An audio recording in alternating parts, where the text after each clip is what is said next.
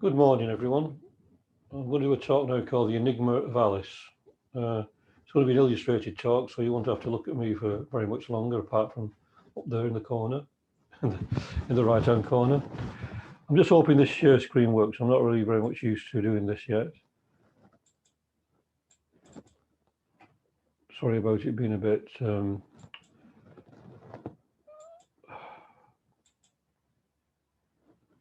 Yeah, that's okay now. We're okay now. We can get going. So there have been very few books in the history of literature that have sparked as much interest and controversy as Lewis Carroll's Alice's Adventures in Wonderland and Alice Through the Looking Glass.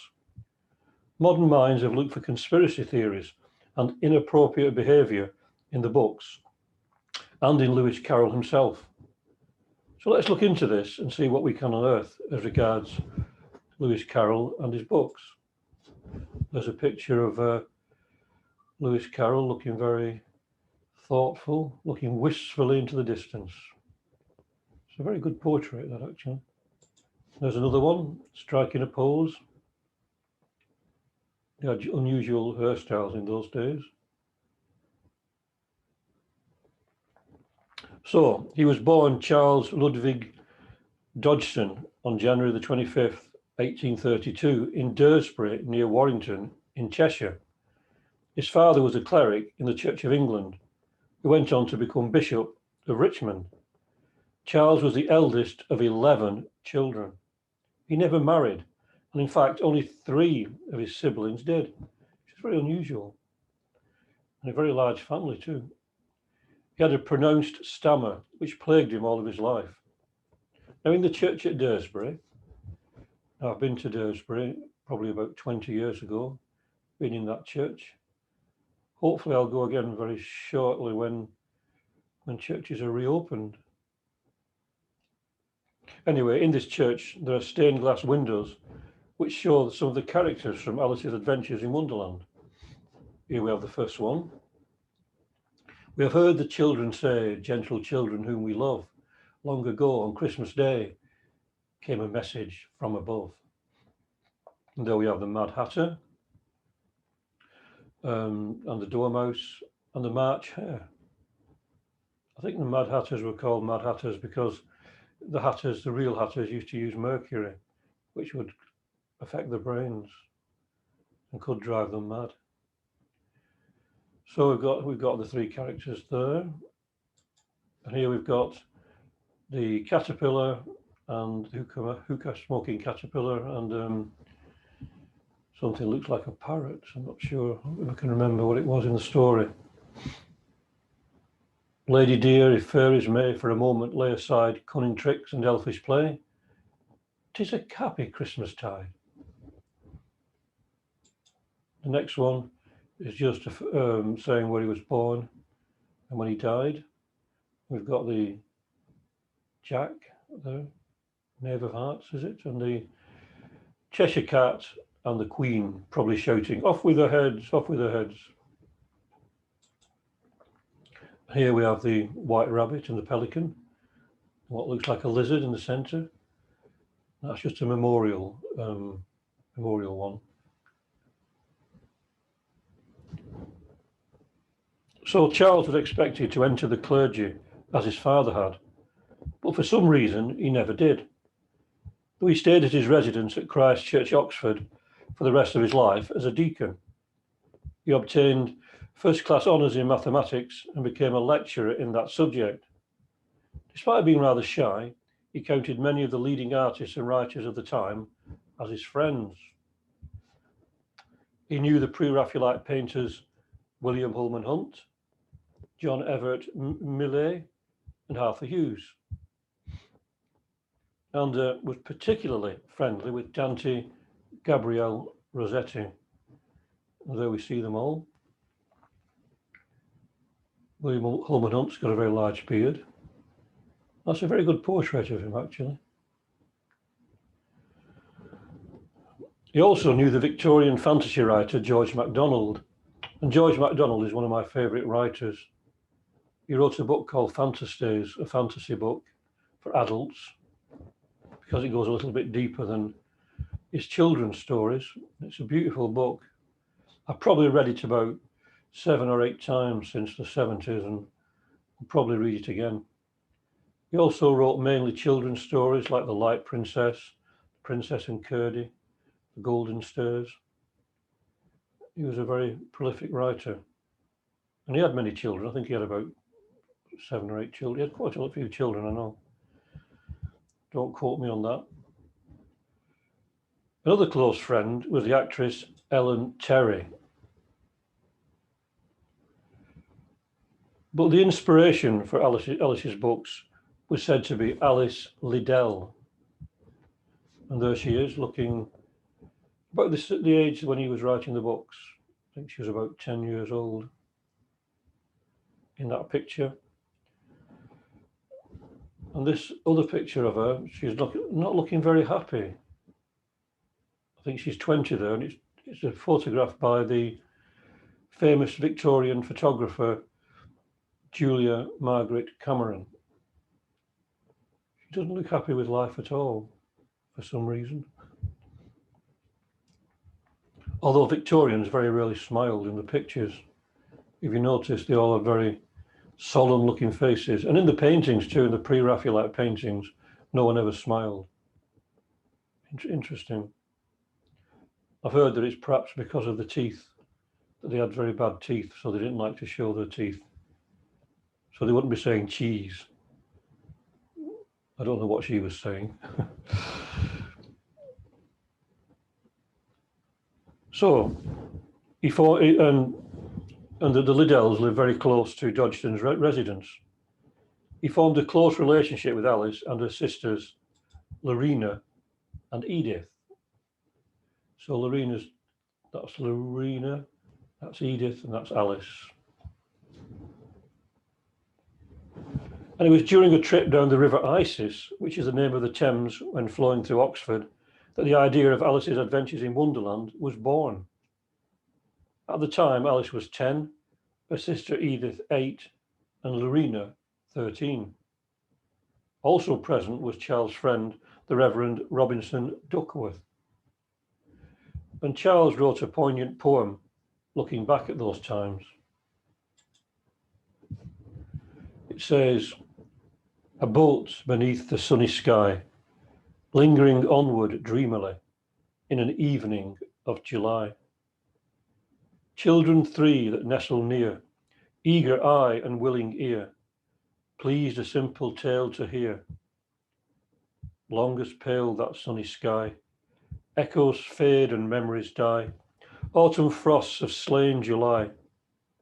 Still she haunts me phantom-wise, Alice moving under skies, never seen by waking eyes. Children yet, the tale to hear, eager eye and willing ear, lovingly shall nestle near.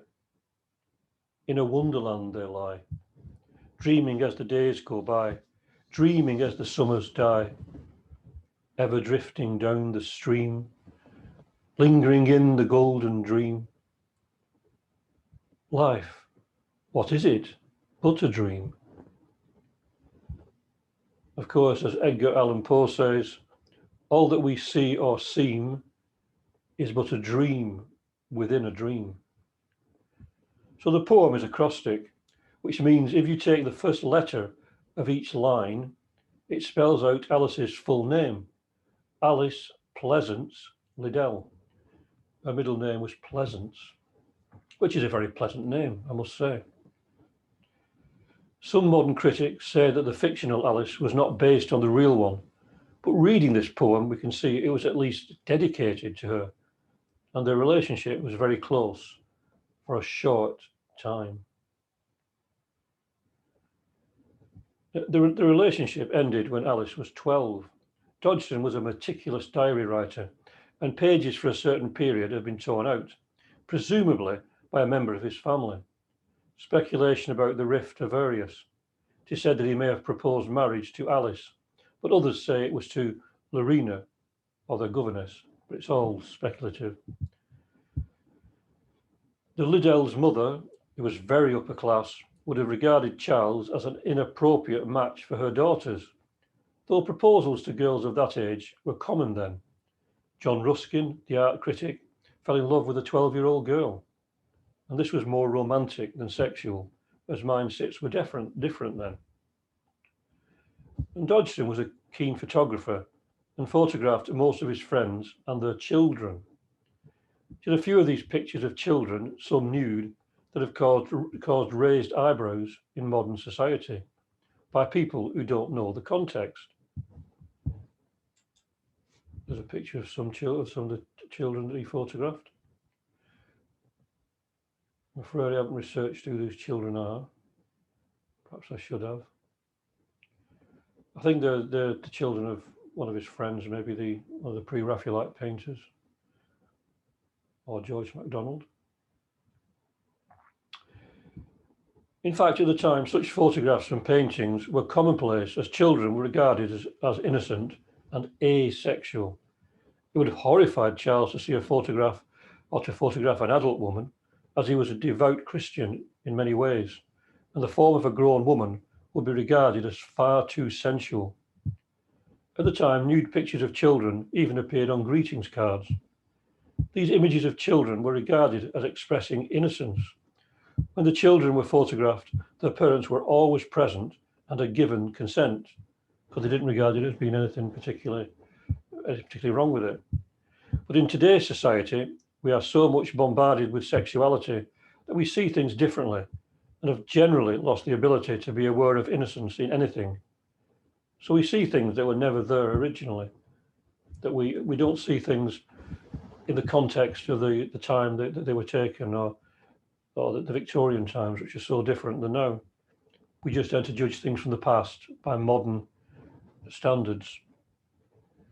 Now, I watched a documentary entitled The Initiation of Alice in Wonderland by Philip Gardner and Brian Allen, which is a site you can buy it, or I think it's available on YouTube as well, which suggested that Charles had connections with the Theosophical Society and the Society for Psychical Research. I have come across his interest in psychic matters in other books and films, but never his interest in theosophy. So I keep an open mind about that. Certainly the Alice books would not have been influenced by any association with the Theosophical Society, as they were both published before its formation. Well, this doesn't preclude his involvement with other esoteric groups around at the time, or reading theosophical literature independently later in his life. The film suggested that Alice's Adventures in Wonderland was about the initiation process. For example, why did she go underground rather than enter Wonderland above ground? In fact, an early incarnation of the book was titled Alice's Adventures Underground. A candidate for initiation in ancient Greece or Egypt would spend some time underground, and, as H.P.B. Blavatsky states, would have had to face trials past the telling. Certainly Alice had such trials, and her conceptions of time and space are transformed, so that at one point she says, "I can't go back to yesterday. I was a different person then." This may represent an alteration of consciousness, a blurring of the reality of time. Again, modern interpreters have tried to link this with the taking of some kind of drug, as she goes higher, taller and smaller by drinking and eating. But this would be completely out of character for Dodgson. In Alice Through the Looking Glass, she goes through a series of chess moves from a pawn to a queen. And this seems to be the culmination of her experiences, like going through initiation from the lowest through to the highest. But of course, it is all but a dream within a dream. And as in Alice in Wonderland, she suddenly realizes that the soldiers are just playing cards. So in Through the Looking Glass, she awakens from her dream to find herself back amongst her kittens, as she was at the commencement. So all of her experiences, good and bad, were an illusion, a maya. There's a picture of the chess pieces, which is by Sir John Tenniel. He was one of the illustrators of early illustrators of Alice in Wonderland, Alice Through the Looking Glass, as was Arthur Rackham. In Through the Looking Glass, she meets the twins Tweedledum and Tweedledee. Again, not looking very happy. And during the course of their conversation, they try to convince her that she is not real. She is just a dream in the mind of the Red King.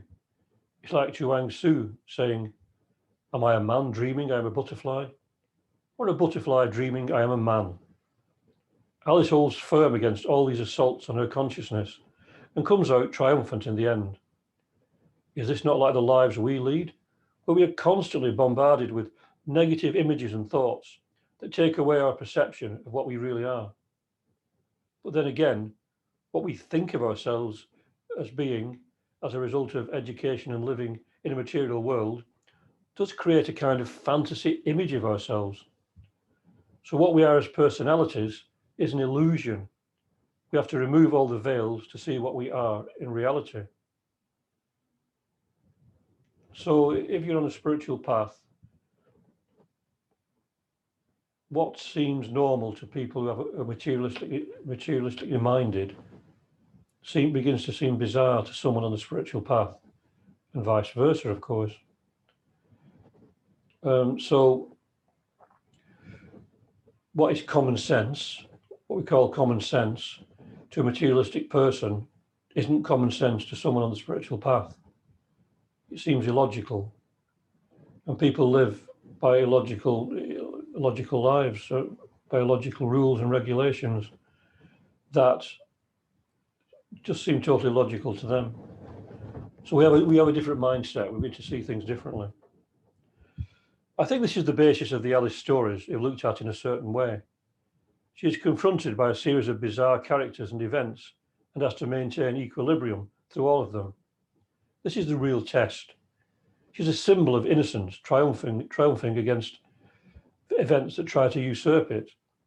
It can be related to all the great quests in mythology and fairy tale. Hercules, Jason, Odysseus, and countless others overcame seemingly insurmountable objects to achieve their goal. But they used mainly brute force to do this. Alice uses her wits to outfox the opponents and a refusal to be part of the chaos and nonsense that goes on around her. She is at times like the eye of the storm, attempting to keep or regain her equilibrium constantly. In this is a great lesson for us all, whether it was consciously or unconsciously meant by Lewis Carroll when he wrote the book. Perhaps his feeling for Alice created this desire to see her protected and to come out victorious through all the trials of life. So rather than being a muscle-bound male hero using physical force to fight his way past many adversaries, Alice merely uses the weapon of innocence. This gives us insights into ways to solve certain problems without the use of violence. Much can be learned from these books, whether or not, as said, the insights were conscious or unconscious. So to me, Alice is a representation probably of our innocent self, our divine self, our spiritual self, which, as I said before, faces all these trials in life and tries to be the eye of the storm, so that what goes on around us, the chaos, the confusion that goes on around us, we remain calmly centered in that divine self, if it's possible. We become this eye of the storm, calm and tranquil through everything. Although Alice does get upset quite a few times, and maybe, we don't always hold on to that stability in our lives.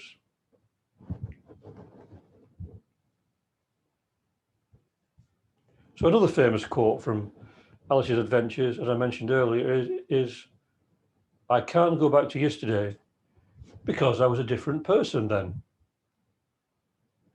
It's like in The Voice of the Silence by H.P. Blavatsky, where it tells us to kill in ourselves all memory of past experiences and not to look behind, or all is lost.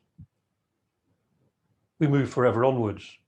There's no use bemoaning the past. It's over with. Or being afraid of the future. It hasn't come yet. We are what we have made ourselves through all our experiences. Hopefully, we will continue to grow in the present moment. The Cheshire Cat seems to have been a sort of guru to Alice, coming up with many cryptic but wise sayings. As this one. Alice says, "I don't want to go among mad people," Alice remarked. "Oh, you can't help that," said the Cheshire Cat. "We're all mad here. I'm mad. You are mad." "How do you know I'm mad?" asked Alice. "You must be," said the cat, "or you wouldn't have come here." Perhaps the so-called mad people are really the sane ones. Once again, I would use Plato's saying, "Heaven-sent madness is preferable to man-made sanity." We are told how to act and think to be regarded as sane.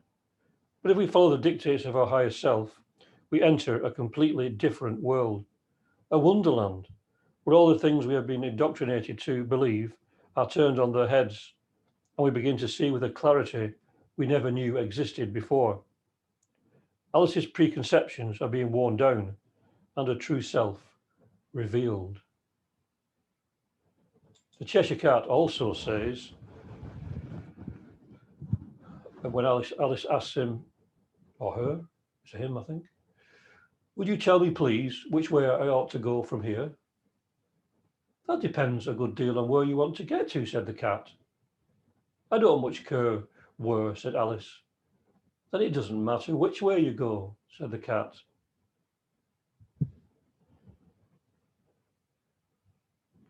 Is there a goal or a destination? Should we set our minds on something changeable and uncertain? Should we limit our minds by fixating on a certain path? Or should we be guided from within to spontaneous ways of acting and thinking that takes us to a placeless place? As Krishnamurti says, truth is a pathless land, and you cannot approach it by any path whatsoever, but by any religion, by any sect.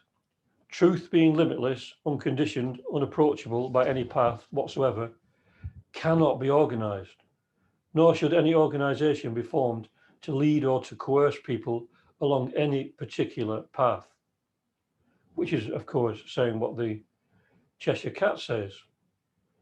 But to finish the quote, because it's not all on here, it ends with Alice saying, "So long as I get somewhere," Alice added as an explanation.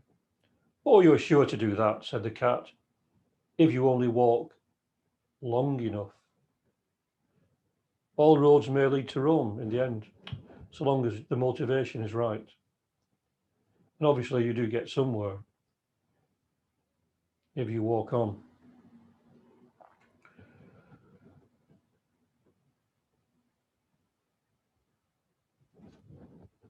So the next one is another quote. And Alice laughed. "There's no use trying," she said. "One can't believe impossible things." "I dare say you haven't had much practice," said the Queen. "When I was younger, I always did it for half an hour a day. Why, sometimes I believed as many as 6 impossible things before breakfast." So what is impossible? If we have a positive attitude, things we regarded as impossible may not be as impossible as we thought. It's also good to wake up in the morning and before breakfast, enter the day with a bright, positive attitude. Not always possible, but we should try. At least hopefully it's not impossible. Also, Pythagoras tells us that before we go to bed, we should review the events of the day 3 times, and anything we have done that we regard as useful, to vow to continue to practice, and anything we have done amiss, try not to repeat it. Again, not always easy. But I like this quote. It's a very positive quote to me, that we mustn't be put off by thinking something's impossible. I mean, obviously certain things are impossible, but a lot of the things we think are impossible are not. We should always have this nice positive attitude that that the Queen, I think it's the Red Queen, is saying.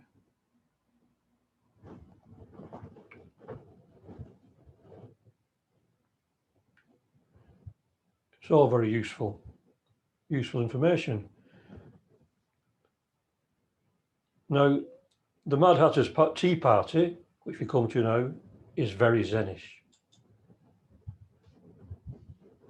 The Mad Hatter poses the riddle, where's a raven like a writing desk?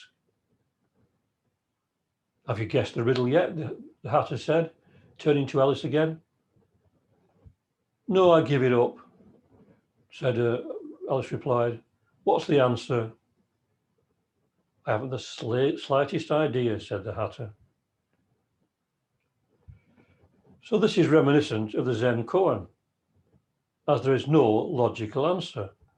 Aldous Huxley commented on this, said, because there is a B in both and an N in neither, which doesn't make much sense again, and just adds more confusion to the intellect.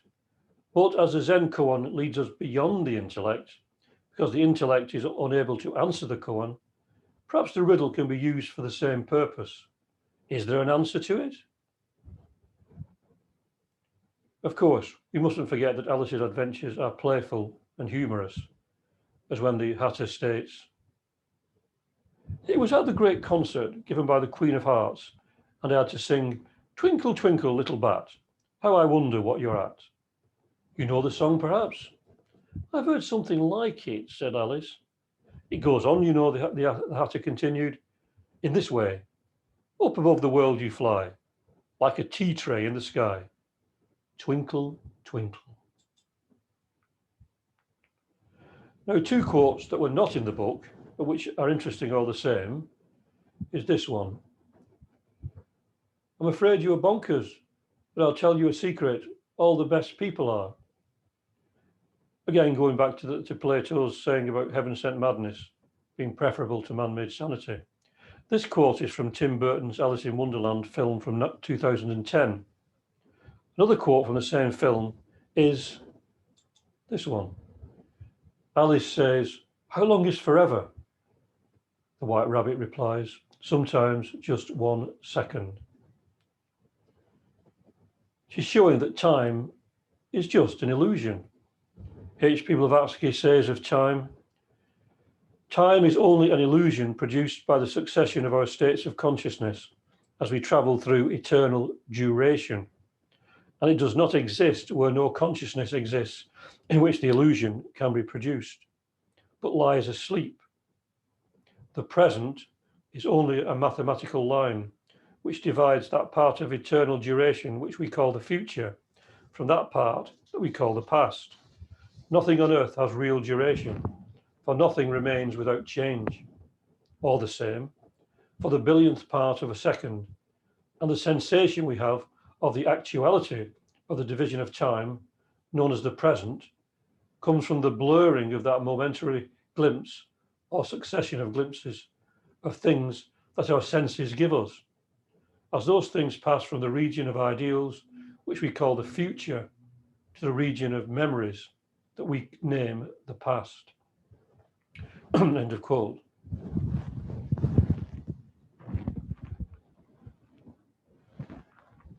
So certainly this tale has captured the collective imagination of society and spawned numerous films, TV adaptations and books inspired by the character of Alice. There must be some reason that the stories are so enduring and have been the source of so much discussion. Ostensibly written for children, it is actually adults who have shown as much, if not more, interest, and Alice is certainly an iconic figure, an archetypal figure in world literature, being the third most quoted after the Bible and Shakespeare. I believe she appeals to a certain part of our psyche that craves to see the world as a wonderland, and she is that part of us that wishes to return to innocence away from the complexities of society that cause us so much stress and worry. This world in which we simply cannot seem to get on with each other needs to re-become a Garden of Eden or a Wonderland. To read such tales as the Alice books and other fairy tales and mythology need not be an escape from the world. Perchance they give us a way to look at the world afresh and give us ideas and ideals to reshape society in a positive way. Because even though the characters and the storylines may be fiction, they hold within them great truths.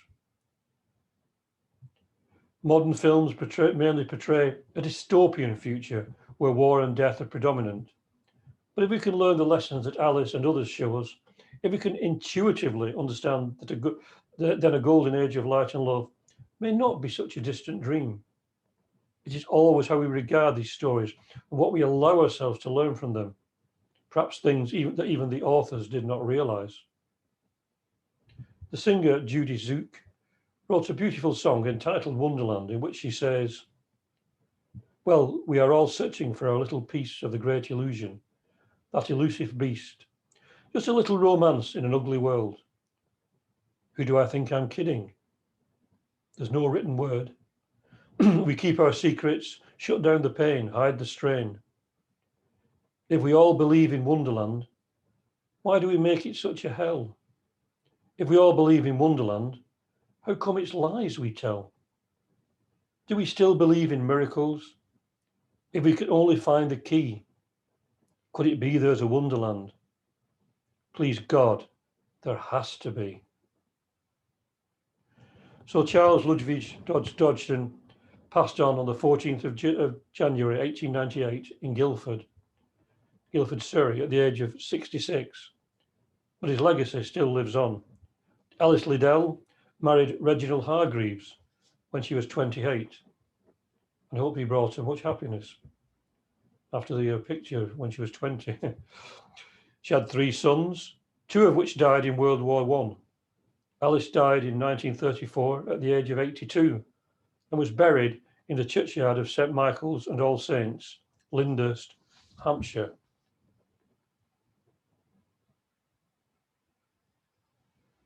I'll just end with another poem by Lewis Carroll, Charles Dodgson. All in the golden afternoon.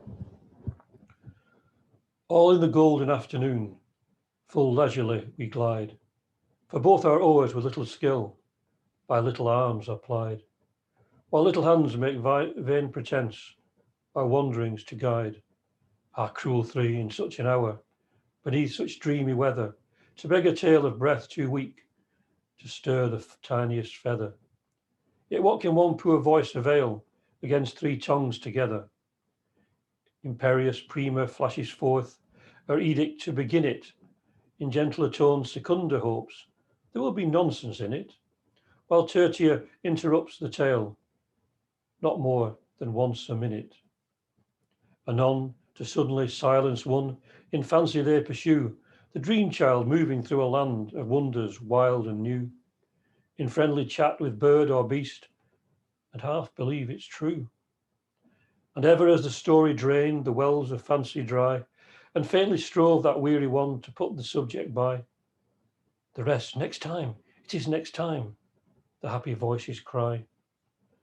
Thus grew the tale of Wonderland, thus slowly one by one, its quaint events were hammered out, and now the tale is done, and home we steer a merry crew beneath the setting sun. Alice, a childish story take, and with a gentle hand lay it where childhood's dreams are twined in memory's mystic band, like pilgrims' withered wreath of flowers plucked in a far-off land.